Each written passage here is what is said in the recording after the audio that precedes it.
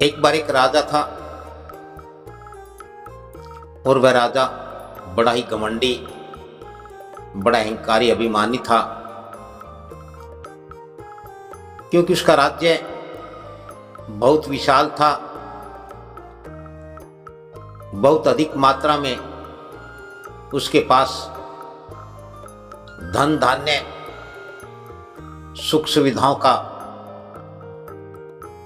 भंडार था। विशाल सेना,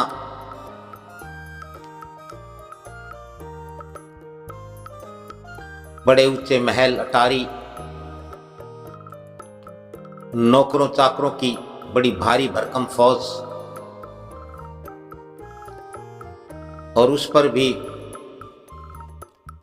जितने दरबारी, मंत्रीगण, सलाहकार थे, वे सभी चापलूस और चाटुकार थे, जो राजा की हर गलत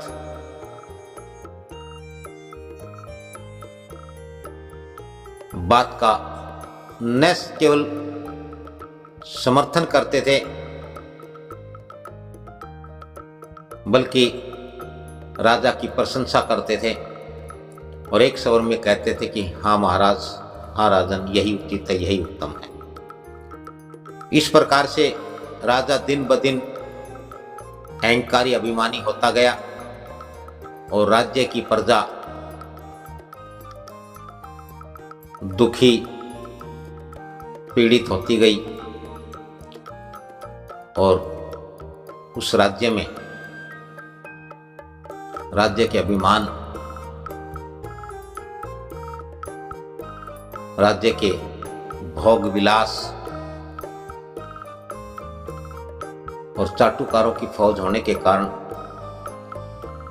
जनता त्राहिमाम कर रही थी। एक बार एक बहुत ही पहुंचे हुए फकीर का उस राज्य में आना हुआ और फकीर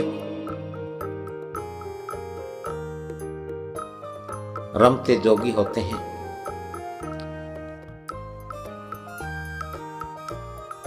घूमना,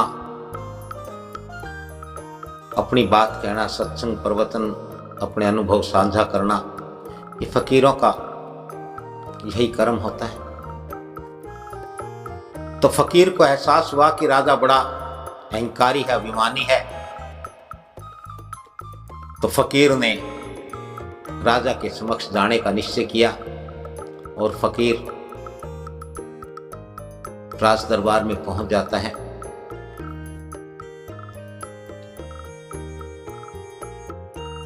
जब राज दरबार में फकीर का जाना हुआ तो राजा ने न कोई नमन, कोई अभिवादन, न कोई आदर, न कोई सत्कार। तो फकीर समझ गया कि हाँ, राजा सत्ता के, धन के अभिमान में, घमंड में चूर है। तो राजा ने उन फकीर से पूछा कि हे फकीर, तुझे क्या चाहिए?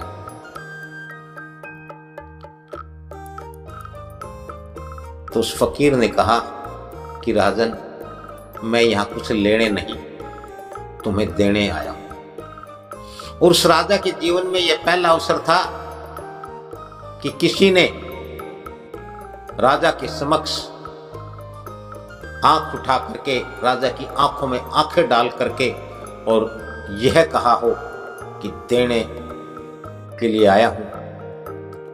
तो राजा को गुस्सा आया, राजा बड़ा क्रोधित हुआ और राजा कहने लगा कि तुम्हारे कंगले भीख मंगे के पास है ही क्या जो मुझे दोगे?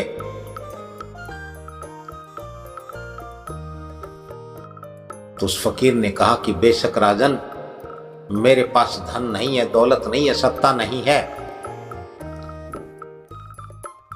लेकिन मेरे पास तुम्हें देने के लिए बहुत कुछ है। तुम्हारे पास मुझे देने के लिए कुछ नहीं है। क्योंकि जो तुम देना चाहते हो या जो तुम मुझे दोगे उसका तो मैं पहले से ही त्याग कर चुका हूं। और मैंने जो पाया है वह तुम्हें इस सत्ता के, इस धन के, इस अभिमान और इस अहंकार के रहते कभी प्राप्त नहीं हो सकता।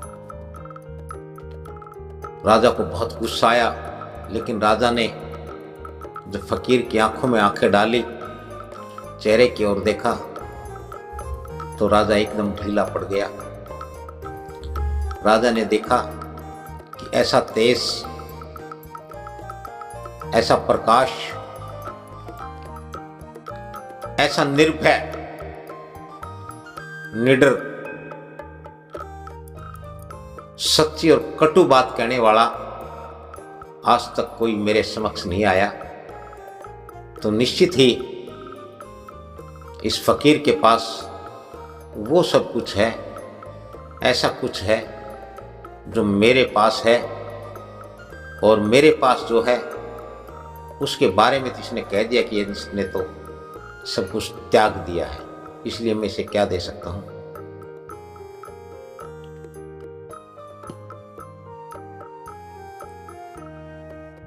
जब तक भोग में त्याग ना हो तो वह भोग बेस्वाद होता है, वह कभी भी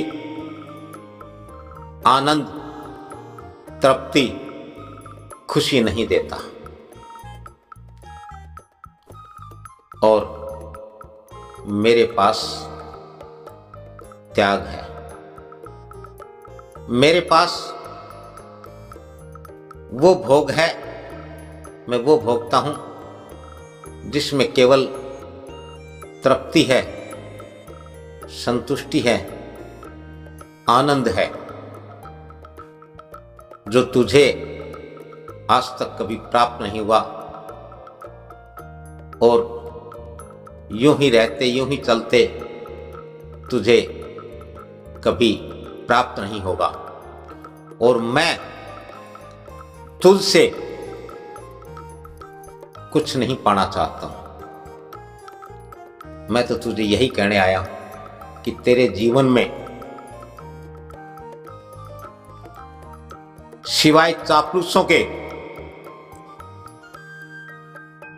चाटुकारों के, यहां कोई तेरा मित्र नहीं है, कोई तेरा संगी सहयोगी नहीं है। सब तेरी सत्ता और तेरे धन से डरते हैं।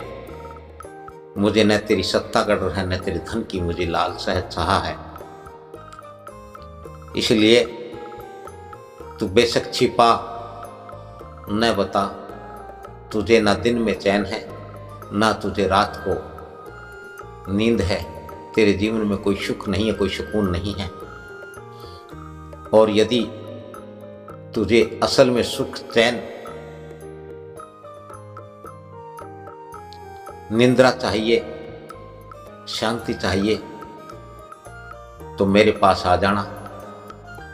मैं तुम्हें वह सब दे सकता हूं जो तेरे पास नहीं है। और ऐसा कह करके वह फकीर राजा को यह सीख, यह संदेश दे करके महल से बाहर निकल गए, दरबार से चले गए। तभी राजा को एक जोरदार झटका लगा। उनकी आत्मा सिहर उठी और उन्हें एहसास हुआ कि हाँ, वाकई त्याग के बिना इस संसार की किसी वस्तु में कोई आनंद नहीं है, कोई सुख नहीं है। और ऐसा विचार आते ही राजा बिना जूतों के नंगे पांव ही उस फकीर के पीछे पीछे दौड़ पड़े। और उस राजा का इस सीख से, इस शिक्षा से, इस संदेश से जीवन बदल गया।